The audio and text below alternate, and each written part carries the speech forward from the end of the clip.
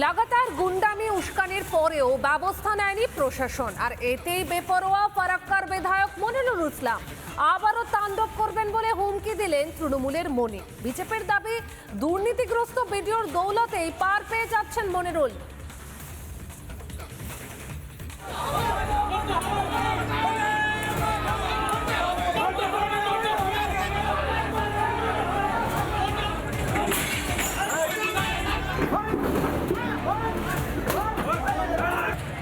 আমার অন্যের আমি মানুষের স্বার্থে যদি এই ভুল আমাকে বারবার করতে হয় তবুও করব। দল বল নিয়ে বিডিও অফিসে ভাঙচুর চালিয়েছেন, বেশ করেছেন। তিনি তো শাসক দলের বিধায়ক, এমনটা না করলে হয়? তৃণমূলের বিধায়ক বলে কথা, তাই মাথায় প্রশাসনের প্রশ্রয়। ফারাক্কার তৃণমূল বিধায়ক মনিরুল ইসলামের বিরুদ্ধে এফআইআর করার নির্দেশ দেয় নির্বাচন কমিশন, কিন্তু এখনো পর্যন্ত ফারাক্কার তৃণমূল বিধায়ক মনিরুল ইসলামের বিরুদ্ধে কোনো ধরনের এফআইআর করেনি প্রশাসন।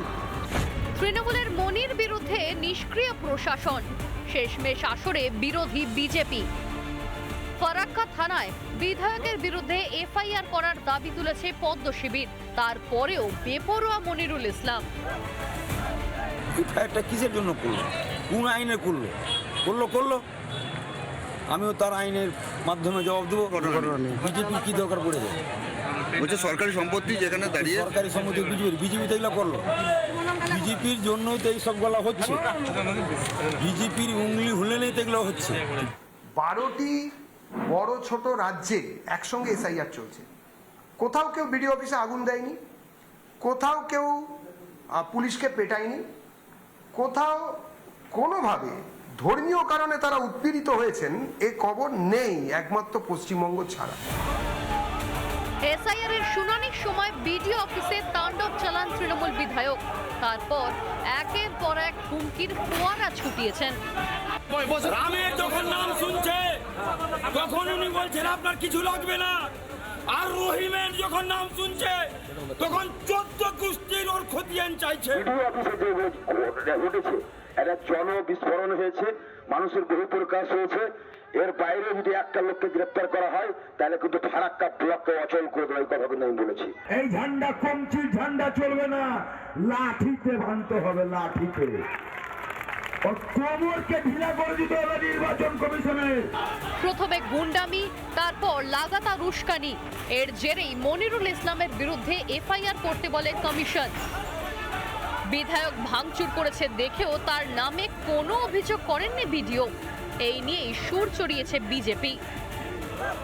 অনেক WBCS অফিসার তারা মেধার ভিত্তিতে WBCS হয়নি, তৃণমূলের পাইয়ে দেওয়া WBCS, সেই জন্য তারা দলের বিরুদ্ধে যেতে পারছে না। কমিশন তাদের অ্যাপয়েন্টমেন্ট হলেও, কমিশনের কাজ করলেও কমিশনের হয়ে কাজ করার বুকে তাদের বল নেই, কারণ তাদের দুর্নীতিতে যুক্ত আছে, ফেঁসে যাবেন সেই ভয়ে এফআইআর করছেন না। রাজ্যে তৃণমূলের শাসন, নেতাদের পকেটে প্রশাসন, তাই যেখানে সেখানে মস্তানি করেন ঘাসফুলের বিধায়করা। এটাই তো বদলের বাংলা। এই বাংলায় কি আইনের শাসন ফিরবে? রিপাবলিক বাংলা। নানা ধরনের কন্টেন্ট দেখার জন্য লাইক করুন, শেয়ার করুন আমাদের ফেসবুক পেজ, সাবস্ক্রাইব করুন আমাদের ইউটিউব চ্যানেল।